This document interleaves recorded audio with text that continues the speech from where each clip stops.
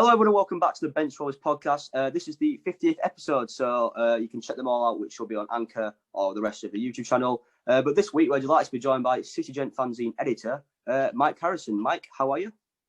I'm very well, Gabriel. Thanks a lot for inviting me to your podcast. Pleasure. Mike has been running the City Gent fanzine, which is am I right? It's the oldest fanzine, existing fanzine out there. We like to think so. There's been a bit of dispute recently because out of the blue, because we got featured When Saturday Comes, which came out in 1986. We've been going since 84. And of course that covers everybody's, it's a general football magazine, but it started off mainly, like part of the fanzine revolution in the mid-80s. Yeah. So they featured in their 400th edition, which was sort of last autumn. They asked me and other long-established fanzine editors to contribute, which I did.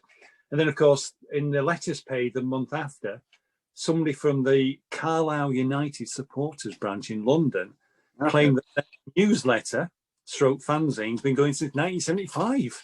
I'm thinking, where the hell do these people come from? Because I've never heard of them. 35, nearly 100 years.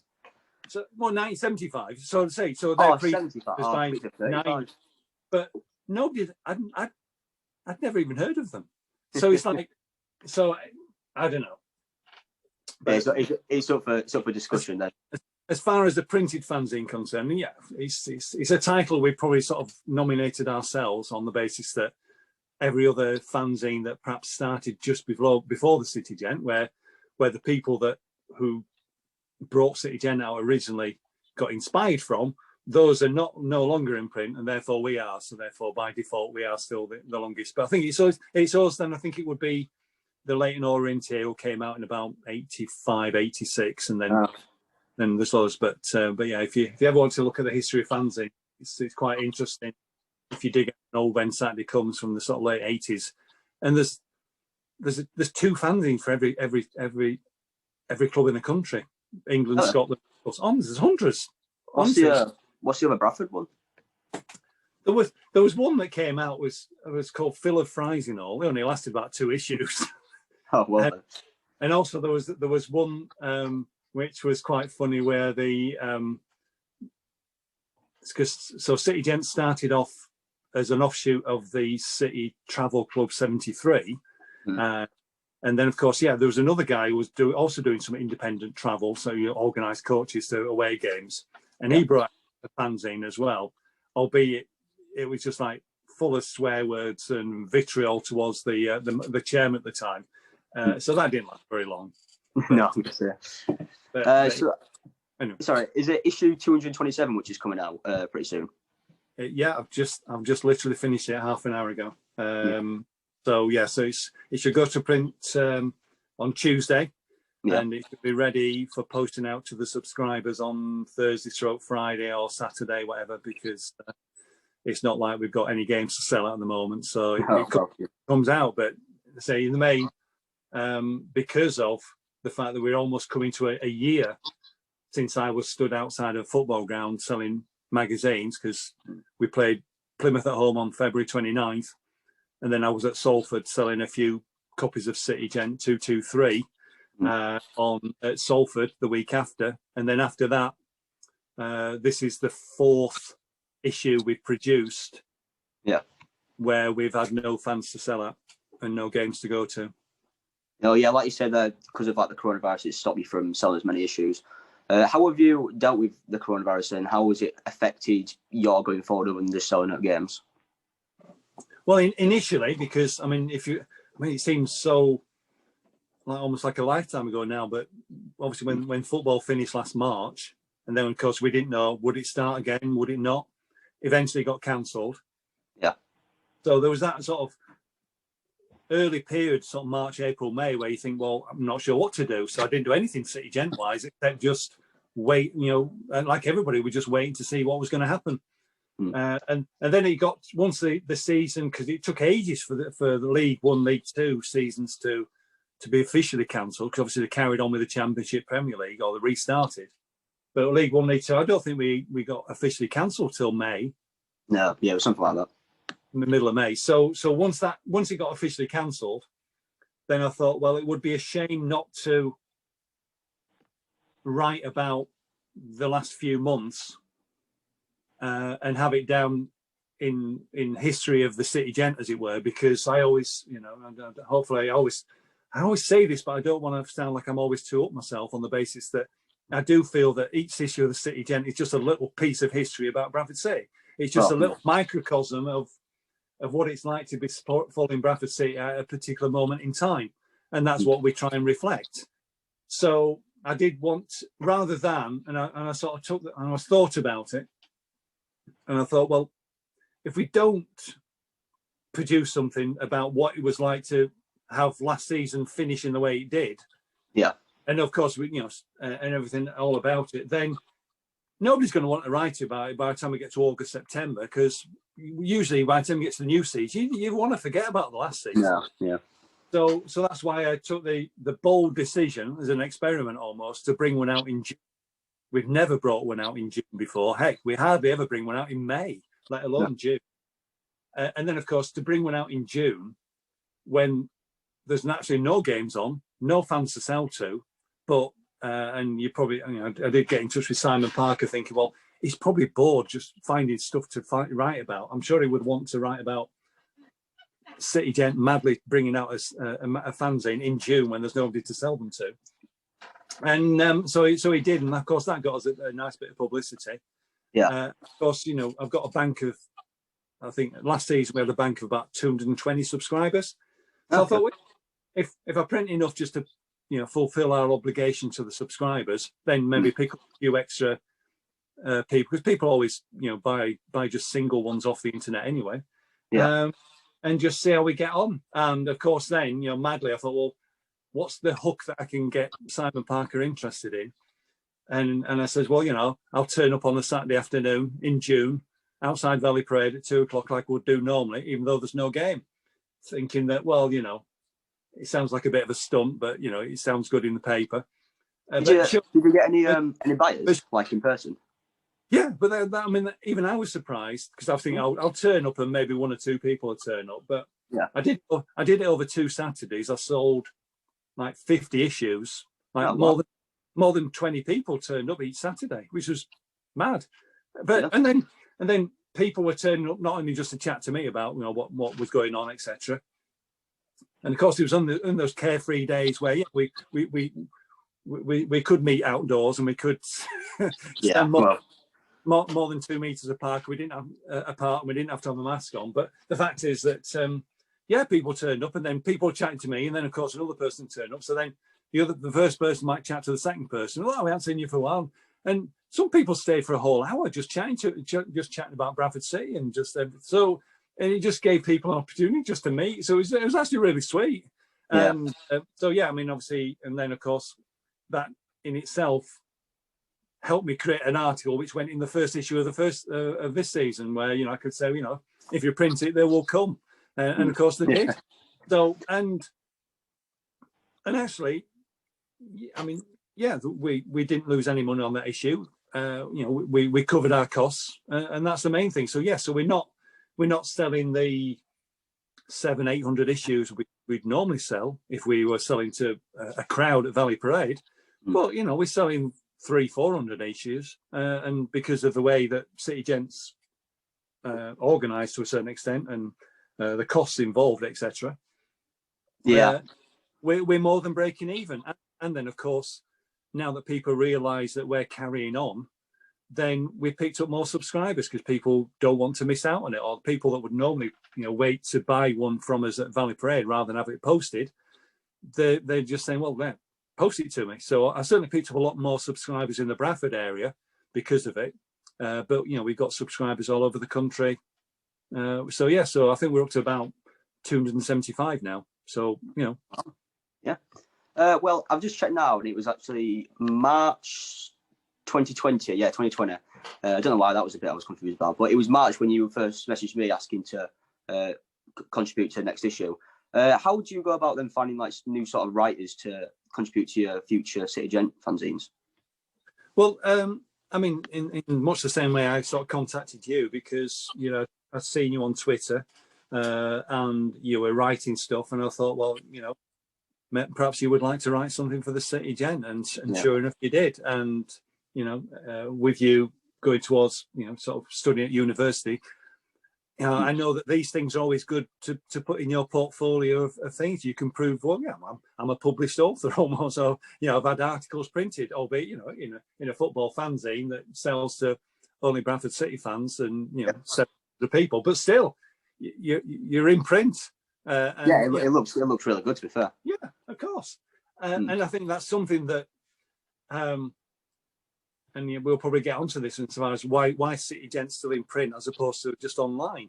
And of course, I'm sure you know, if you wanted to write something, you know, and I think, you know, we are blessed at Bradford City on the basis that I'd like to think that, you know, City Gent does hold, even for the people that don't buy it, people realise that the City Gent has been going a long time in Bradford City. We're almost part of the fabric of Bradford City. Yeah. And just in the same way with Jason McEwen and his Width of the Post website, which is superb. And you know, heck, if people from a distance think I do a lot of work, I mean, Jason must do so much work. And yet, on the flip side, whilst I do a lot of work in getting a magazine prepared for printing, which is a bit of work, but whereas with Jason, I guess, you know, somebody will send him an article, okay, edit it, make it look good, just whap it on the website, and it's easy to a certain extent. No, it's not, but it's a different animal. But and you know, but the fact is, you know, and down the years, and you know, you think about, you know, sort of Tom and Dom doing Bantam's Banter, which just got traction with also, you know, not just outside of Bradford City, but other people got to know about them as well. It was just somehow there's something about Bradford City fans that we do like to be quite creative, and we, you know, we're not just very insular and very you know, just within Bradford itself. You know, what things we do get noticed outside of our own club, and I think that's great. And I think, you know, just as Width of the Post really, you know, helped Katie Wyatt with her journalist career. I mean, I've sort of pinched, you know, tried to get her to write for us a bit, but really she started through Width of the Post. But Jason wrote for City Gent back in the 90s so pretty much your age, you know, 16, 17, 18. So Jason was, you know, and going back before Jason, there's a lad called Mark Douglas, and of course, you see, this is pre-internet days. But so Mark Douglas, who now writes for the Newcastle Chronicle and covers Newcastle United there in the northeast. Yeah, he wrote as a 16-year-old in the City Gent and cut his teeth and got going. Is he a Bradford fan then? Yeah, absolutely. Oh, wow. Yeah. So you know, if you want to get somebody on the podcast, maybe you should try and get hold of Mark Douglas, because I think he'd be an interesting person to speak to.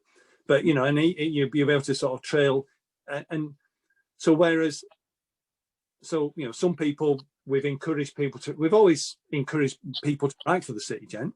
Not everybody feels capable, but the fact is, so answering your question, I approach you, and I will do it in the same way in this issue, because whilst I got a sort of a set of regular people that's on my, what I term an editorial mass email list, so I just send out and say, look, if you can contribute, great. And there's about 20 odd people there who've a collection of people that have written in the past, and obviously I'd be it'd be hard work if everybody wrote something, because I wouldn't be able to fit it all in. But thankfully, some people write every issue, some people write occasionally, and there's usually a nice mix.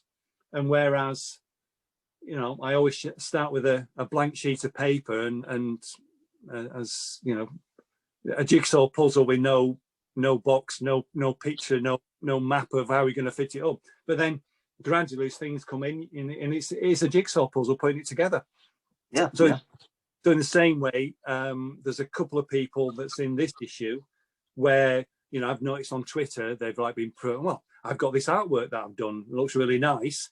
You know, I'm donating to either Derby Rimmer Foundation or Bradford Burns Unit. So then I've got them say, well, actually, and especially the fact that now since this last year, we've got City Gents now in full colour. So rather than just being restricted to having colour pages on the cover, now I've got colour all the way through. So actually, all this artwork's really good and it looks great in the City Gent. So yeah, it does. So once again, I've contacted these two lads. One's called Matt Hubbard, the other one's called Matt Bauer, and who've done some artwork which I've spotted on Twitter recently.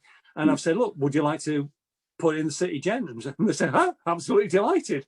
So I mean, whereas it's sort of, it's a shame that people don't think City Gent has been like, oh, I must put something in the City Gent like they used to do, because we were the only vehicle.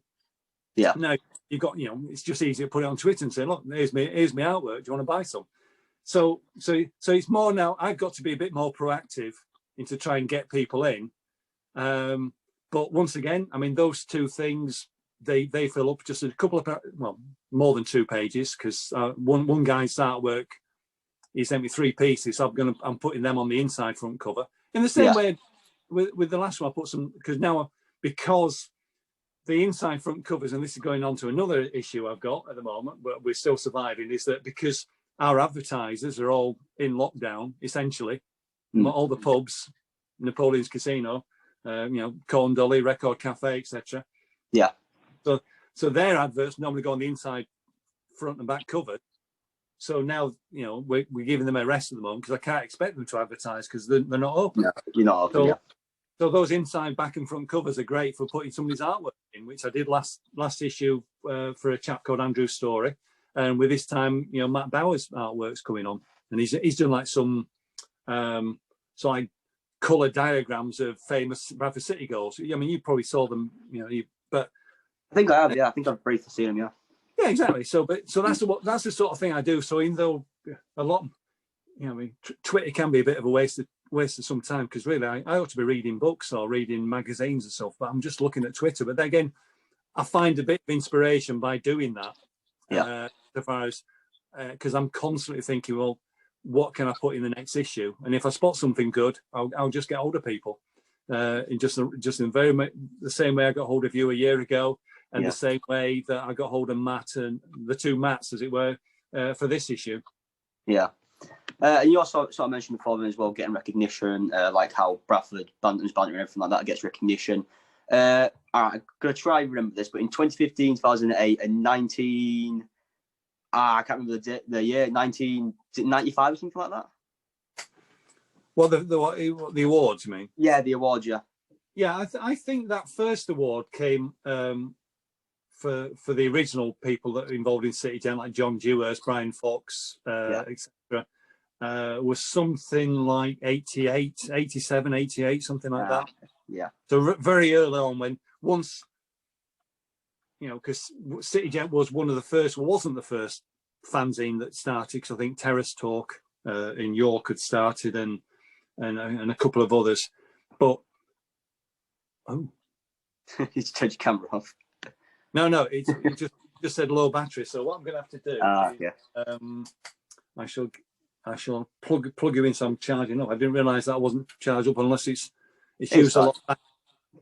So anyway, so that's why I disappeared then. But yeah, there was a big explosion of fanzines, as I just already mentioned. The fact more or less every club in the country had 2 each. At least. So in the early days, they won a fanzine award, and then I got one in 2008, and then another one 2015. Yeah. So how obviously, like, what's the word? Refreshing was it to win these awards? Like, did you feel proud of your achievements, or what was going through your head as you found out you won these awards? Yeah, no, because it's. I mean, who doesn't like receiving recognition?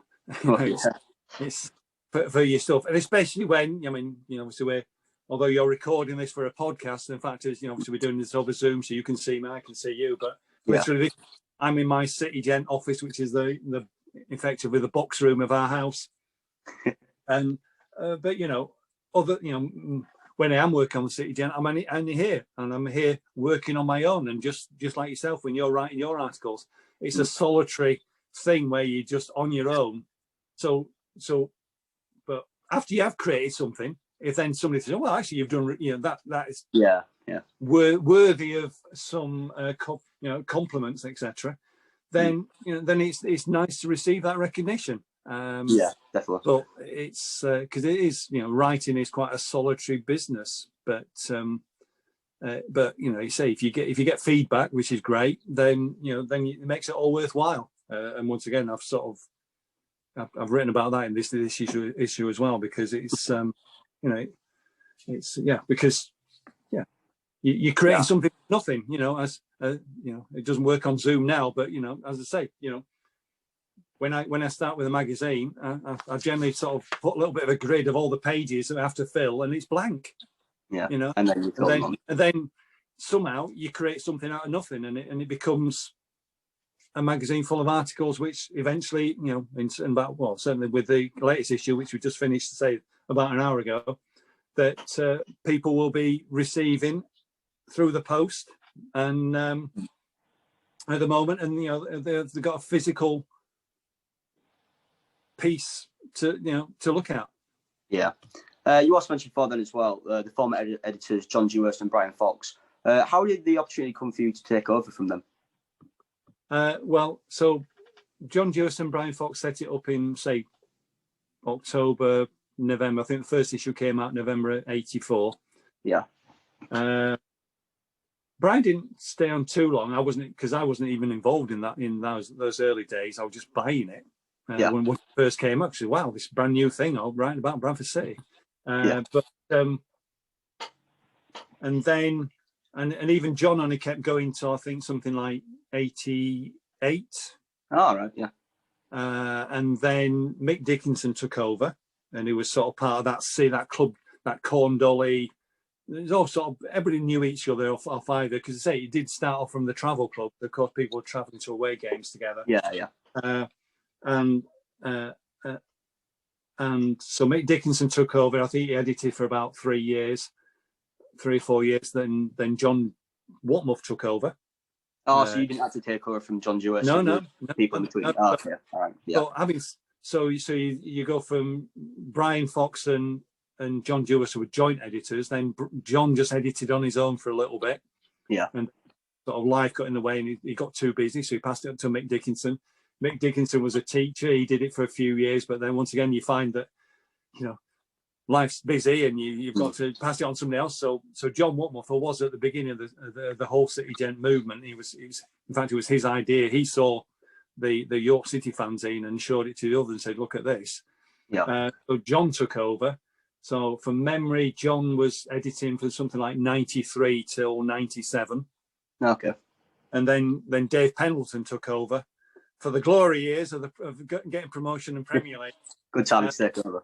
So, and once again, Dave was all part of the group, and of course by then, I started selling in 1987. So even I was part of the group, but I was just selling really and just contributing the occasional article. But so David Pendleton took over, and then after David Pendleton stood down in 2002, Richard Halfpenny took over. He did it for 2 years, and then in the summer of 2004, Richard called a meeting. We had a meeting. Oops. I'm down to 5%. Let me just carry on. Let me just charge this up. It's fun.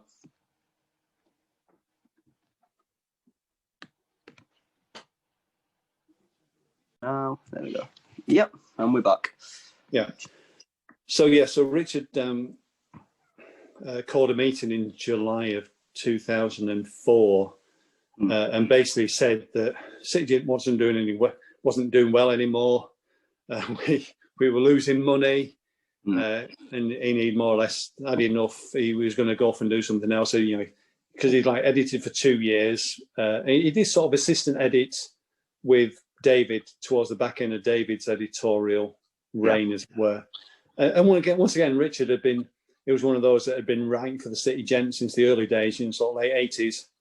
So we have this meeting about obviously the future of the City Gent. Do we call it a day? obviously early 2000s as well, or 2004, most fanzines had gone online by then. Yeah. And but again, nobody really wanted to put it online. And it was just one of those old meetings where we're all chatting, and of course you're looking, everybody looks around the room and think, well, and they're just like looking at me as if like I'm just a natural successor to take over. Yeah. So it was like a fait accompli almost, on the basis that it was just, everybody just looked at, sort of comically just looked at me, and it's like, okay, all right, well, I'll give it a go type of thing. And I've been stuck with it ever since. So, when you're 16 and a half years later. So this, the magazine's been going for 36 and a bit years, and of which I've done 16 years on my own, compared to the other 5 who did the first 20. Yeah. So, and of course now we're getting to, this is issue 227. My first issue was 118. So I was working out last night that I think maybe it might still be a couple of years, because we're obviously at the moment we're only producing maybe 4-5 a year. Then by the time I get to presumably something like City Gent 235, 236, I'll have done 50% of the whole output of City Gents over the years. But yeah, it's just I haven't got anybody else to pass it on to. Well, hopefully someone pops up for you then. Well, we'll see. But I mean, I always sort of joke about this, but it's a peculiar thing. And I say, I mean, I just do it. It's like, whilst it's a hobby to a certain extent, and I haven't got anybody else to pass it on to. So if I didn't do it, I'm not sure who would. But whilst the fact that and I've always said, when people have asked, why City Gent still going, and I would generally say, well, as long as we've got a good core of people who want to write for it, and we've equally got enough people that want to buy it, then I think that it's quite nice. I think it's rewarding itself just to keep the thing going, and have that, and especially having this mantle, even if it's self-proclaimed, where we're the longest running printed fanzine going. Yeah. So, because obviously as soon as we stop doing that, then that disappears. Yeah. So, but sorry, I mean, but in some ways, and I say, something like Jason, who's printing articles every day of the week for, all year round. I know he takes breaks occasionally, but whereas with me doing City Gents, it's very much very concentrated work. It's like this weekend's been quite concentrated from Thursday through till Sunday. But also it's not just about producing the magazine, because then now I have a different problem next week, because I've got to get it distributed. So I stuff all the envelopes myself. I've got to get it printed. I stuff all and then of course I'm all constantly getting people to subscribe for it outside of, and especially even more important these days compared to, just turn up at Valley Parade and try to sell some. So all those things have its own issues. So there's lots of work, which obviously in having a printed fanzine compared to just putting articles on the website and not charging for it. So you've had a lot of experience, obviously, through your 16 odd years as well. But you had a bit of a run-in, I believe, with Peter Taylor at the time over the phone. What happened with that? So it was the start of the 2010 season, because Peter Taylor took over from Stuart McCall in the February time. Yeah. And as was, because Yorkshire Post used to always write to us or email us and say, can we have your predictions for the coming season, as it were. So I was usually the go-to person for that. Yeah. And so in one of their pre-season articles, Peter Taylor had seen the Yorkshire Post, and he disagreed with some comments that was being made in the Yorkshire Post. And for some reason, he thought it was me. So all of a sudden, I get a phone call out of the blue and said, "This is Peter Taylor, manager of Bradford City." I'm thinking, heck, this is a bit weird.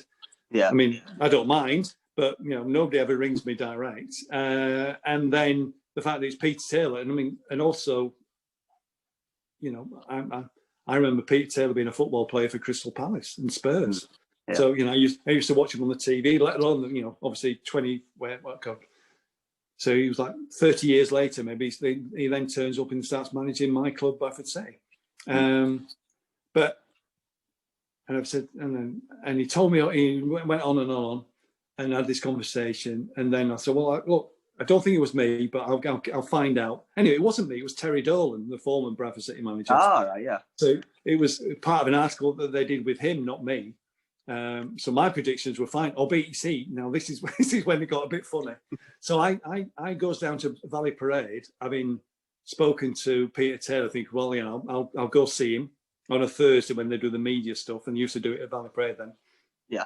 And I thought, well, I'll explain that it wasn't me, and maybe I'll just get a little interview for City Gent. And of course, while I'm queuing up outside, and I see Simon Parker, Derm Tanner, all the other people that was waiting to see him, Mark Lawn, the joint chairman at the time, comes up to me, and he bugs me because he says that, well, you weren't very positive in the Yorkshire Post, were you?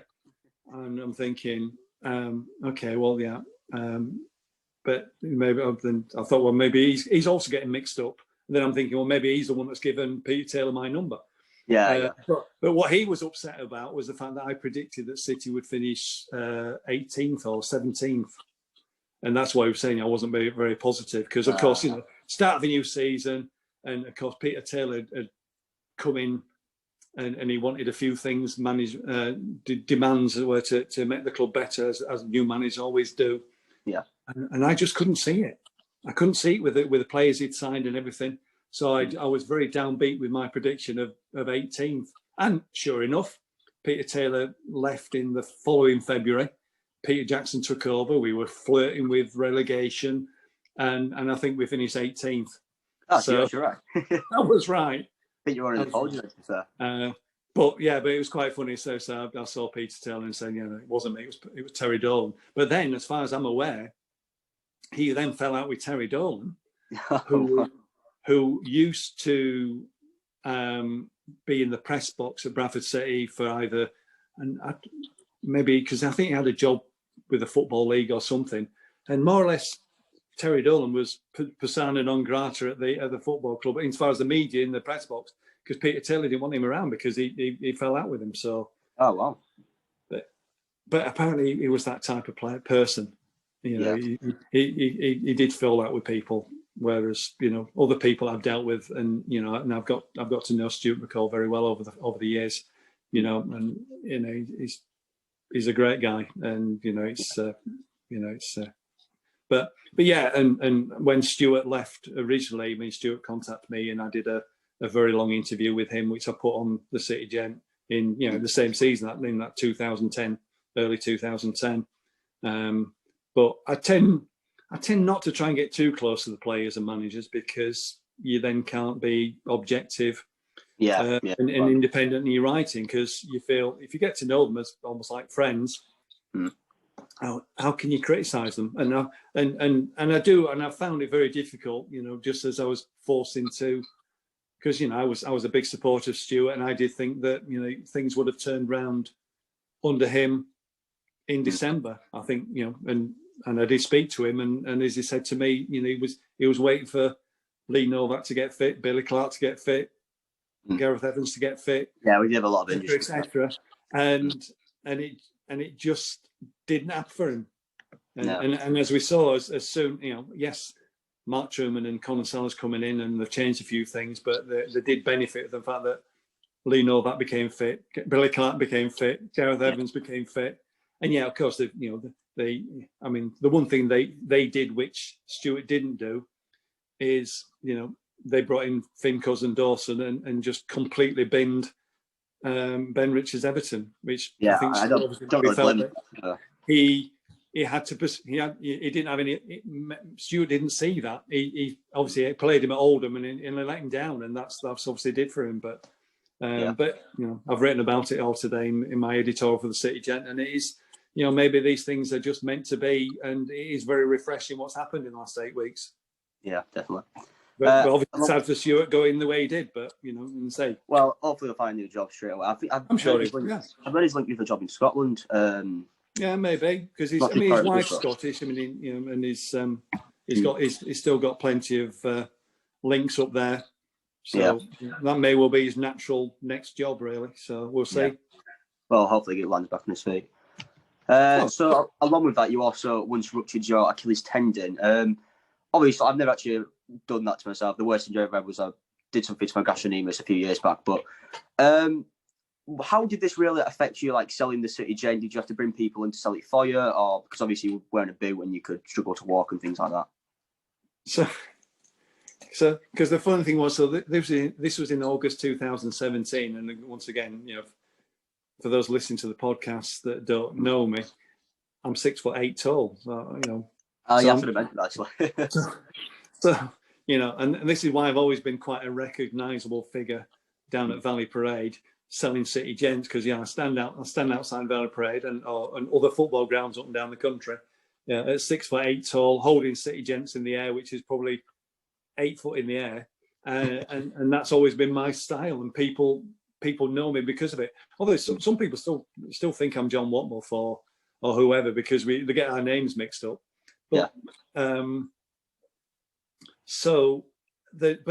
like sometimes you can injure yourself in the most innocuous ways, and that's how that came about. Insofar as we was having a bit of a fun day at work, and because it was summer, I'll have a bit, so there was a little fun day where there was a competition to see how many people doing keepy uppies.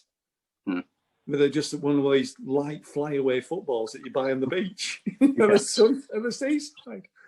So everybody else gives a go. I give it a go, and I get to about 9, and then all of a sudden, I put my foot goes onto the floor, and it just completely collapses, and you get this shooting pain. You think, and it's just the weirdest thing.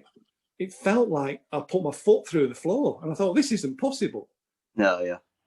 And it's just because it just went, and then of course it was just weird then, and then of course you go to hospital and they put bandage, put in a cast, and then of course then it's a matter you see a specialist and they say, well, okay, we can either operate and you'll recover in 3 months, or we can just let it heal and you put in this special boot and you'll probably still be the same. So anyway, at the end of July, I just had one of those boots that you see these days that so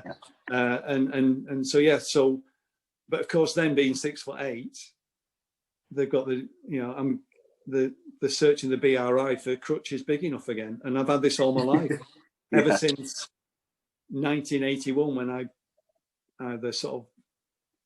it was a bad, I'm not sure if I broke my ankle, but I certainly badly sprained it, and I was on crutches for 3 weeks, and that was only playing because I used to play basketball. I usually only play basketball because of my height. I didn't enjoy it as such, but I thought, it just keep me fit, and I'll try and use what advantages I've got. And even back then, they had to hunt around for some crutches big enough. In fact, and they say when I did my Achilles, they gave me some crutches and they weren't big enough, and they had to go back and they had to find some that were better because it was just so ridiculous. How many? So as far as answering your question about selling City Gents, because it started right at the start of the season, I literally had to drive to I got Simon Ashby to help me out. So insofar as I'd turn up and I'd stand in my, in fact I didn't stand in my normal spot because I would have had to, because normally I park on Midland Road, because I get, once again, another thing that people listening to the podcast won't know, but a lot of Bradford City fans will know about me, is that famously, I guess, at 6'8", I've for the last 20 years I've had smart cars. I'm onto my third one now. But then again, you see, having a smart car is great because there's always a small space for me to just back into on Midland Road at 2:00 in the afternoon on a Saturday afternoon, so I can park up there and so I'm not carrying a big bag of heavy City Gents around miles. If I've got a bigger car and I've got to I might as well walk it from here, to be honest, rather than park. So I used to obviously turn up with and I'd turn up with a magazine, but then Simon, I'd be standing there with my crutches, and then Simon would actually be doing the selling. So So it was quite good in some ways. Like, it's almost like having an assistant, and I could, just chat to people and just shout, City Gent on sale today type of thing. But actually, Simon was actually doing all the selling because, of course, I couldn't stand up and hold on to crutches and sell at the same time. Yeah. Can't believe I read about that in an article that you're 6'8", and I'm 5'9", so you're like practically an entire foot taller than me, and that is crazy to think about. But also, how many keep-ups did you do when you managed to injure yourself?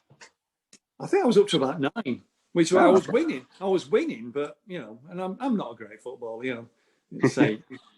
But what position would you put yourself?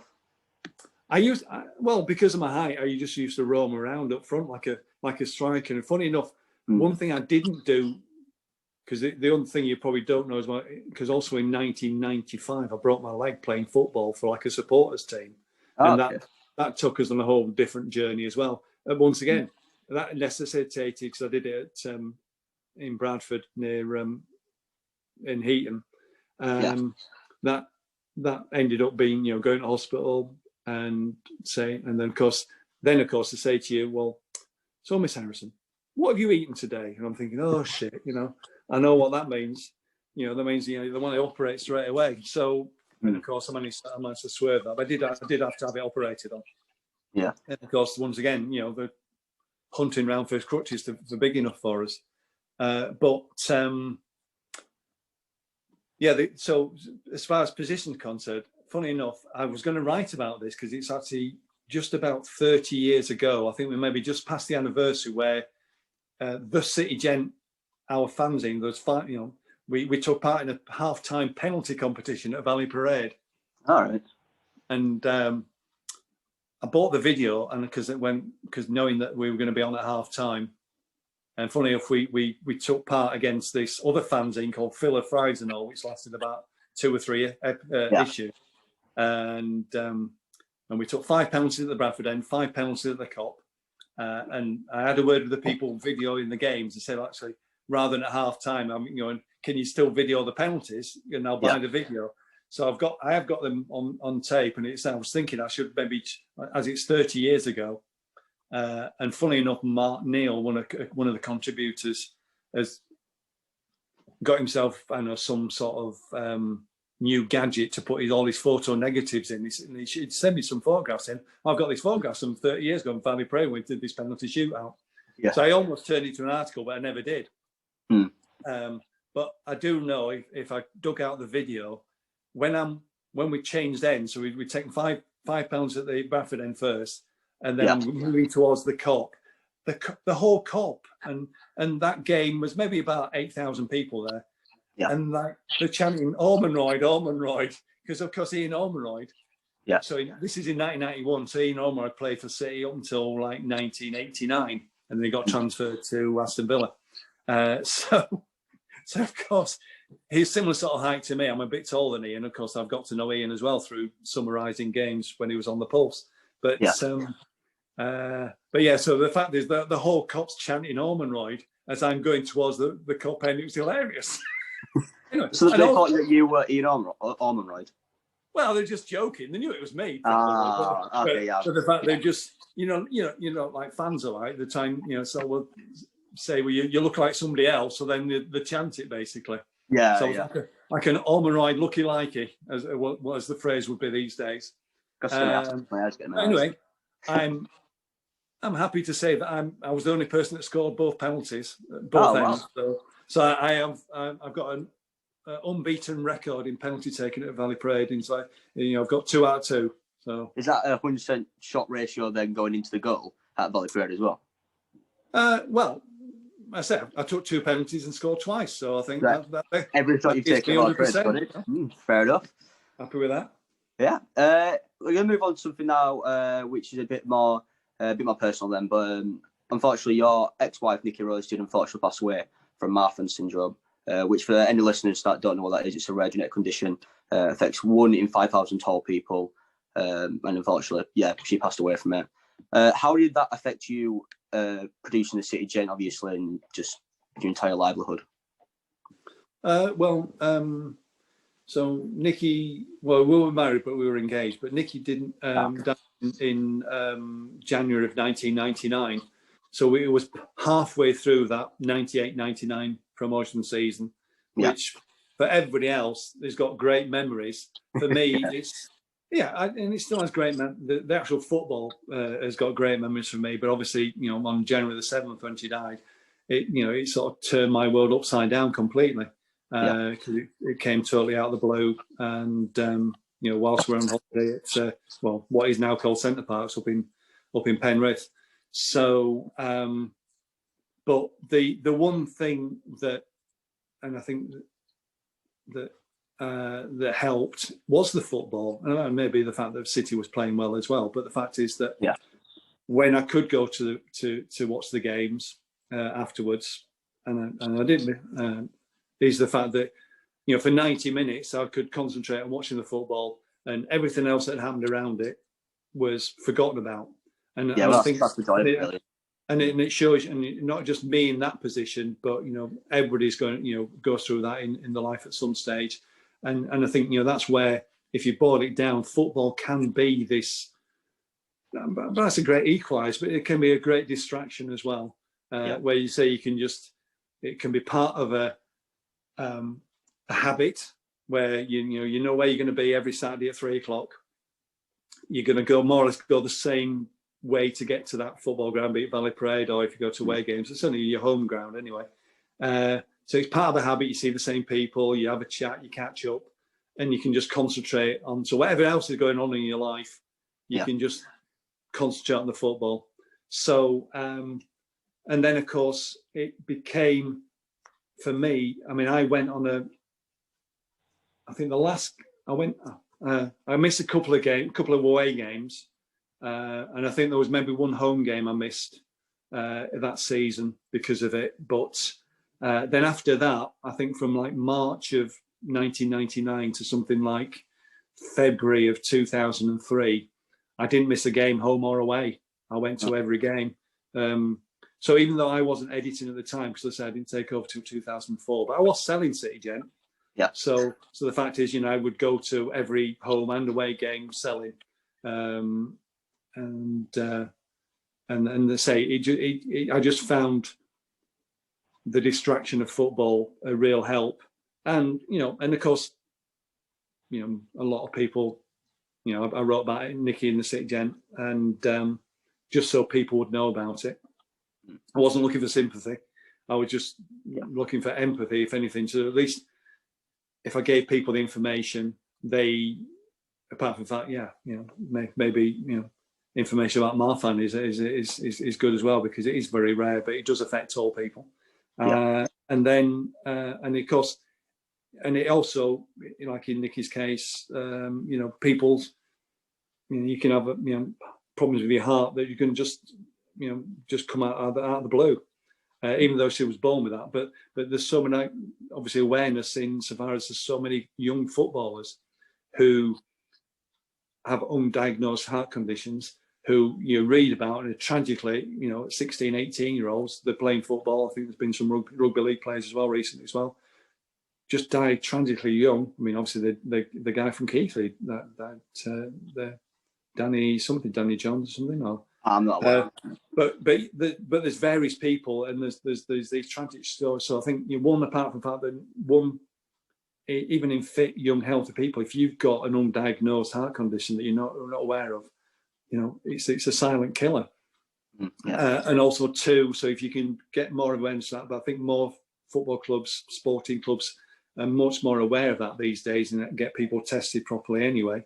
But then also, most clubs have got defibrillators. You see a more preponderance of defibrillators around in all sorts of places these days, just in case, and that's very, very useful. So sometimes it does take tragedies to get that awareness out there. But I found football a great distraction, and it just helped me cope with it all. And then eventually, by 2004, I ended up taking over City Gent, and that kept me really busy as well. Yeah. There will be a link in the description of this video to Marfan Trust, where if you want to learn more about it or possibly donate to help, there will be a link down to that down below. But we are going to skip forward now to, I'm going to say, much more rejuvenated Bradford City squad to this season. Have you watched? I know judging from your Twitter, you've seen some games. Have you watched like most of the games this season? I've watched the home games. To be fair, I've not bothered to pay for the away games. No, I follow as well. It's not really great. Yeah, and to be fair, I'm quite happy to listen to Radio Leeds. I mean, one, save a bit of money, but it's free. Albeit it's a bit weird now, the fact that we're now listening to Jamie and Andy Kwame, or Jamie Rain and Andy Kwame on Radio Leeds, but we're listening to them watching I follow. Yeah, I know. It's you're listening to people watching the telly. It's because they for the away games anyway. Obviously, for the home games they but no, I think they're at the home games. I think at the away games they go to Ballyprade and watch it on TV there. Yeah, that's right. Yeah, but I mean, once again, part of this recent run, I've just written about it. I mean, think about even the 9 games now, including yesterday's defeat. We've only had 3 games at Ballyprade. 6 of these games have been all away. So the fact that we still got 18 points from 9 games, so 2 points a game, when really 1/3 at home, 2/3 away, that's still pretty remarkable. So, but because we've had 2 home games cancelled, haven't we, with Morecambe and Crawley? So we're a bit behind home game wise. I do find it quite ironic and odd that we're now listening to people on the radio as watching the telly rather than being there themselves. Yeah, that's just how crazy the world is right now. So, what are your thoughts on Matchroom and Connoisseurs? Do you believe that they should get the job more on a permanent basis, or do you think for now we should just keep our eyes open for a possible new manager with them still being on interim? I think the way things have gone, I think it'd be very difficult not to give it to them. Yeah. Why would you not give it to them? Because they've done so well. And it's not just like been just a couple of games. It's not been like an instant bounce where sometimes you do get your sack a manager, the players all of a sudden get a kick up the backside and think, oh yeah, probably they'll look at each other and think, well, actually collectively, maybe we have been at fault in not playing well enough under the last manager, because that's got him because it's always easier to sack one manager and one assistant, so 2 people, rather than the full 15 players. So just number-wise, the manager always gets it. It's always the manager's fault that the players don't play well. Okay, ultimately you can say, well, the manager didn't pick the right team, but and I think we obviously won't go into it, but I think there's always mitigating circumstances whenever. And to be fair, I think this is such a crazy season anyway. I mean, it would never happen, but I said to people, I would have argued at the start of the season, you almost should have a moratorium on sacking on the basis that it's such an unusual season. How would anybody deserve to be sacked on the basis there's no fans? The players are getting no energy from the fans at all, and no atmosphere in the grounds. But you see that the amount of managers that have been sacked so far this season, it's just it's got worse, not better. It's nobody gets any time at all at a football club these days to settle in, or hardly anybody. But having said so, going back to the other point, I think it's hard to take it away from them. And of course, Paul Hurst was in the frame for most of the time. He's now gone to Grimsby anyway, and hasn't set them alight. He's not doing very well, is he? No, but you see, then you see. I mean, obviously, there's circumstances why Holloway left, but the fact is that the club's not in a good state at the moment, and therefore you take it over, and it's very difficult to turn it around. Did you watch yesterday's defeat to Exeter? I didn't know. I listened to it on the radio. Okay. I've not even seen. I mean, I've not even seen the highlights on Questlet yet, but. But obviously people on Twitter put the home goals, our goals that we scored. Yeah. But there's always that Argentinian Bradford City account that posts. But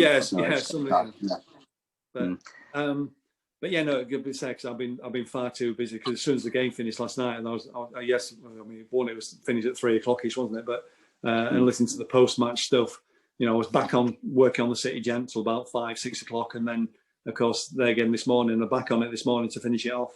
Yeah. So what are your thoughts on this transfer? Yeah, I do think they should get the job. I mean, if presumably they want it, because they didn't ask. I don't see why they wouldn't.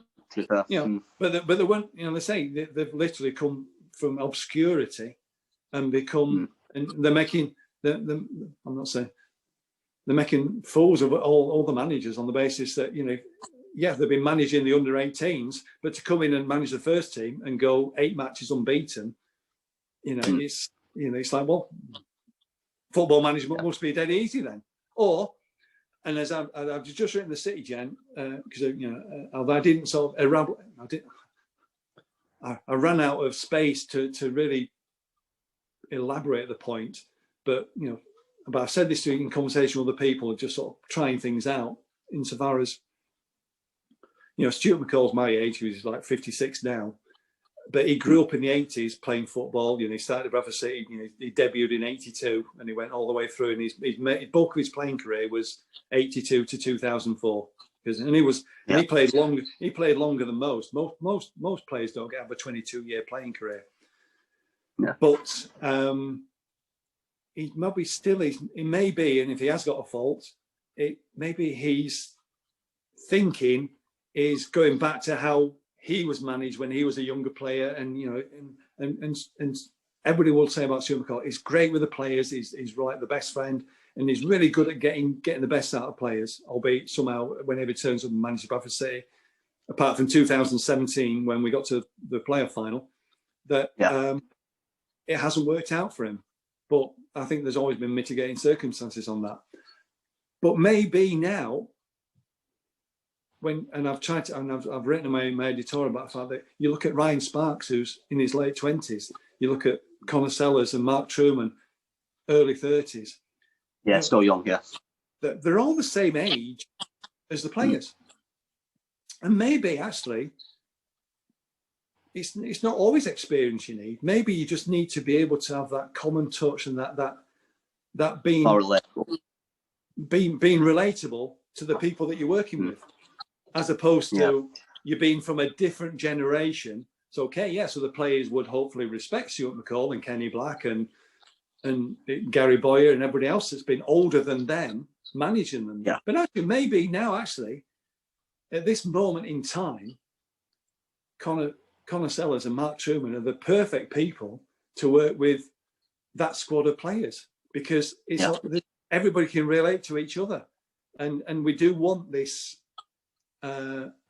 bond where, you look at now when the players tweeting each other, put messages other on Twitter, like after the Barrow game, and it's like Sutton and Cook and Watt, they're all seem really tight and good friends now. Whereas I mentioned that in that Ellie Watt article. Yeah. Start of the season, well, you did, but the start of the season, they were all strangers, and yet now you can see off the field. Obviously, it happens in training, and this is the thing that I've always argued about with there's all these Bradford City fan manager experts out there.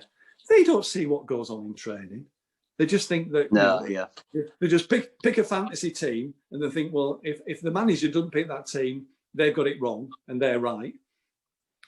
And the fact is that they don't see the managers always working with the players day in, day out. They know the personalities. There's reasons why managers pick teams and players, and there's a reason why they're managers and the fans are fans. But I think what has been very noticeable, more so obviously recently, since obviously Truman and Sellers took over, and I knew the players have got to be very careful what they put out on social media, rightfully so. But what you do see is their interaction between them, and it does look like this group of players are getting on really, really well. And I think if you look at the history of not only just Bradford City but also any football team, if that group of players can be greater than the sum of the parts, they achieve things.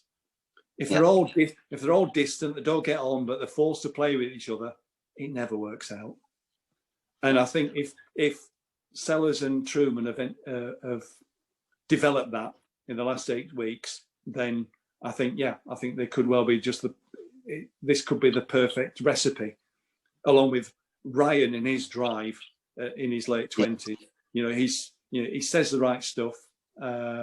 He's very focused. Even the little interview that was put out on Radio Leeds yesterday, which obviously put out from the back end of last week, about making Bradford City a destination club. You want to come to play for Bradford City. In fact, that Ollie Crankshaw comes in and he's like metaphorically wanting to do a somersault. Somersault. The fact, and he's giving us little snippets of that information. But I think the fact that these players are coming in, they are also, apart from relating to the managers, interim managers, they're related to Ryan Sparks as well, as a young man as well, who's got the drive to make Bradford City a better place for the players, the staff, the managers, but also ultimately, hopefully, when we're allowed back in, the fans as well.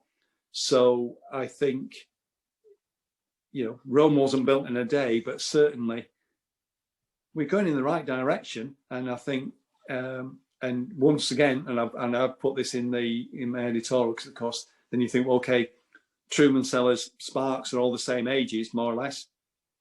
But you still got to give credit to Stefan Rupp, who's obviously backing Ryan for what he's doing remotely from in Germany. But he's still, unlike some fans who think, oh, he just wants out of the club. No, he doesn't. No.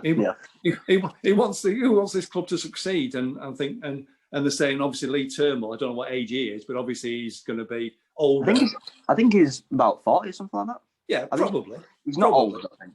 No, he's probably in his 40s, I would imagine. But still, he's getting a lot of praise, and rightfully so. He's come in, and I mean, you'll see. I mean, I'll say it now because obviously it's not an original thought, but I have put in the City Gent, and I've got Phil to mock up a little picture.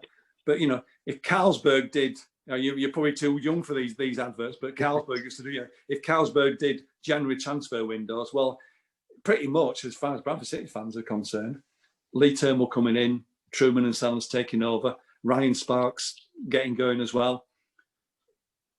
It's been the best transfer window ever, and that's not just you saying it in your article, but also David Markham at the other end, who's 81, saying exactly the same. So it's. Yeah, they've got to prove it on the pitch, and they didn't do it yesterday. But there was then reasons. Obviously, I think we missed Rowe yesterday. Yeah, we had a lot of players out. It was pretty much experimental up front, going forwards, and yet it sort of worked in the first half. But everything I could see from the game is that Exeter probably did deserve it, and yet somehow we were 2-1 up at half time. But I mean, our second goal was a massive mistake by their defence. Although Crankshaw did take it well, to be fair. Oh, yeah, absolutely. Yeah, no. Good to see the debutants getting the goals as well on the first start, obviously. Oh, yeah. Yeah, no, absolutely. So, but, we've got plenty of home games to come, as you said, because we've been playing too many away games recently. We've got more away games coming up, obviously, weather permitting, Scunthorpe on Tuesday night. But I can't see why you wouldn't give it to them. But then again, there's probably still no need to make it official. Just carry on doing what you're doing until the end of the season. Yeah, you don't want to throw them off or anything like that by giving them the job, and then they might go lethargic or. But whatever they've got, and say credit to Ryan for turning to them, because they say they've come from obscurity as far as Bradford City fans are concerned. Because, like I say, they were hardly even mentioned in last year's programme. So. The fact is that they've been working behind the scenes with the under 18s, and for Ryan to just say to you, "There you go, can you take over the team?" And they made a real good go of it, obviously, because they went 8 games unbeaten. So they obviously are doing something right, and as is Ryan, as is Lee Turnbull, as is Stefan Rupp. So long may and if you can get and there's a momentum building again. So. And as I finish off my editorial, it's breathed some much needed optimism for the fans, because and who doesn't need a bit of optimism in this year of COVID-19? Yeah, definitely. So the last sort of thing from me then, obviously, you watch the home games, you listen to the radio for the away games. Who is your player of the season so far for Bradford?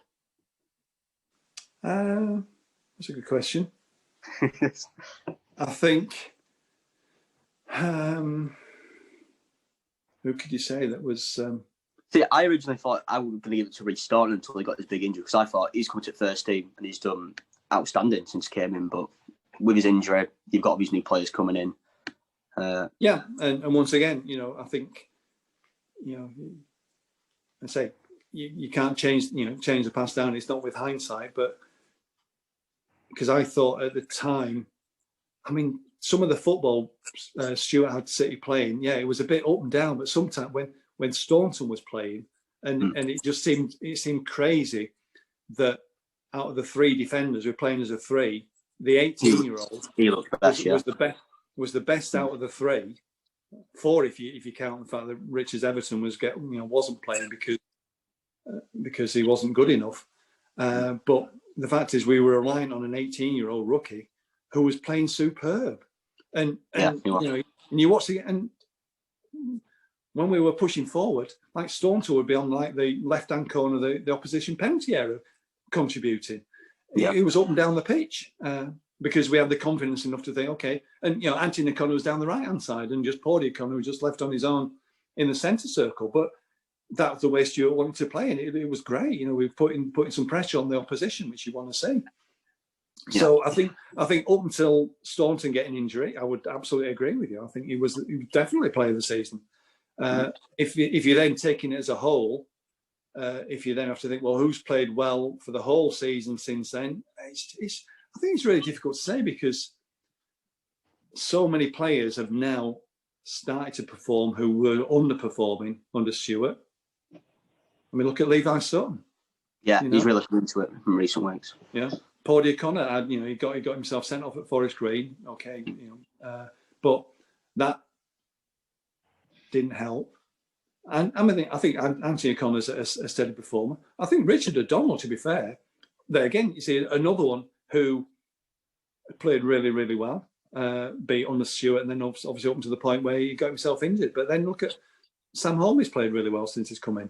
Would you keep Sam Holmes being over Richard O'Donnell? Because I've seen a lot of people say that, but I think you haven't seen the goals from yesterday, but in my opinion, he was completely at fault for their third goal, and well, funny enough, I've not seen the away goals yet from yesterday, but I've heard obviously people saying that didn't. And maybe if they are going to have an off day in 9, fair enough. They can have an off day in 9 and maybe think, right, okay, we're not going to do that again and go to Scunthorpe. Like I say, obviously we'll see what the weather does tonight and tomorrow, whether or not that game goes ahead, because I think their game was waterlogged on Saturday, wasn't it? So the weather's going to get worse between now and Tuesday night. So I don't think we'll be playing. But anyway, but I think to a certain extent, and I think this is with. Okay, we've got rid of 6 players, some of them fringe players. Like, I mean, whoever saw Jackson Longridge play for a City in the flesh, it's one of those things. But the fact is that there is now competition for places, much more so. But I think whoever's got the shirt has got to prove that they're worthy of the shirt. And I think, obviously, Richard O'Donnell may be, if, say, Sam had a poor game yesterday, you think, okay, Richard's fit, he'll put him back in, but he's not fit. So therefore, Hornby carries on.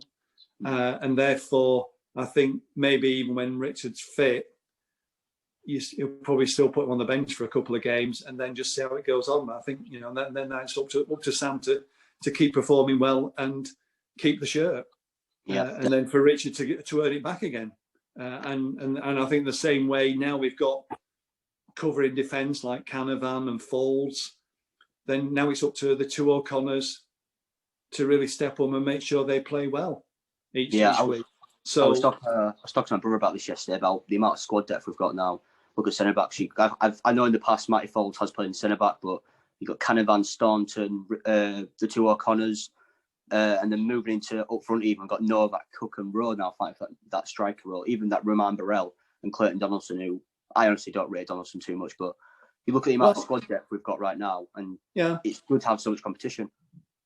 I think with Donaldson, he's it was his birthday. Is it today? I've seen it on Twitter. So is he 36 today or whatever? But something old, yeah.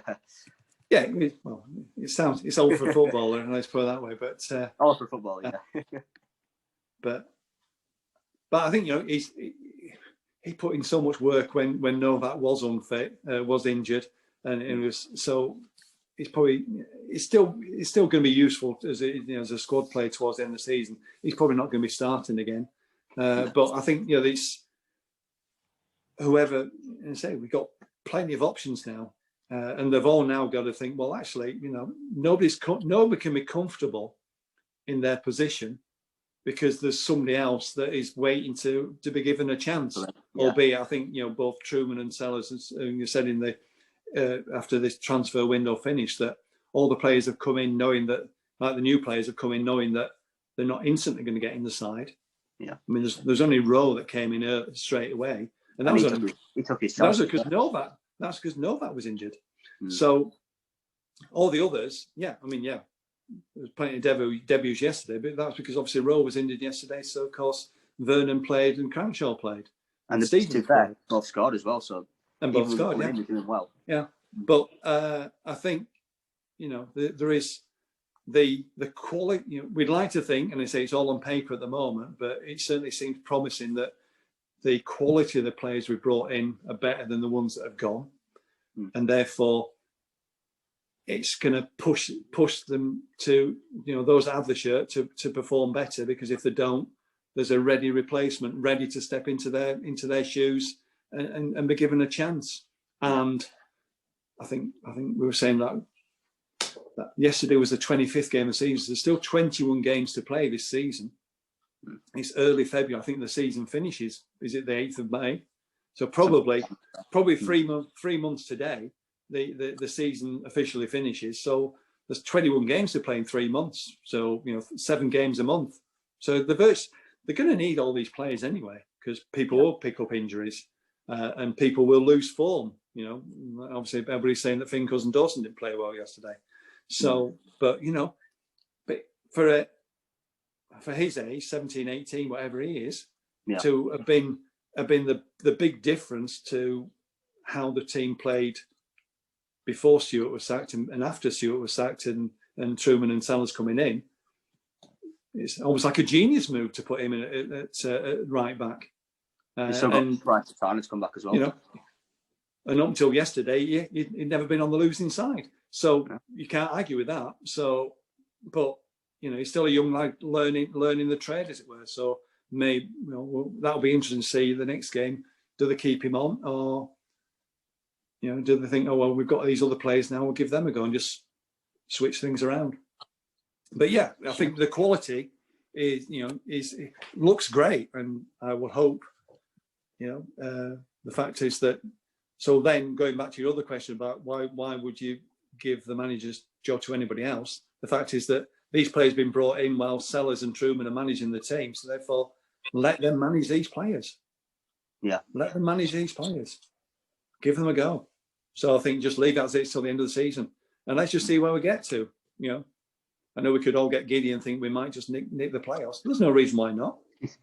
But you just have to beat the right teams. You've got to beat the teams around you, and also beat the teams that are just above us. But it's So, but I say the main thing is the optimism is back. It's not all doom and gloom. We're not looking over our shoulder thinking. I mean, I think there's 2 worse teams than us in this league anyway. So I thought that this year. I thought that in 2011. I thought it before when we flirted with the bottom of League 2. But the fact is that nobody wants to be at the wrong end of the table. The ambition is higher, but sometimes you just don't have the right blend of players on. Sometimes you get injuries. Sometimes you just can't play the team you want to play. But now, moving forward, with all these new players coming in, even if we have got injuries, there's no reason, I think, why they can't play a very competitive side. Yeah, yesterday's a good example, because it's not always going to work. You're not always going to go away from home to a team near the top of the league and get something out of it, perhaps like we did at Cambridge a couple of weeks ago. But we're competing. We're scoring goals.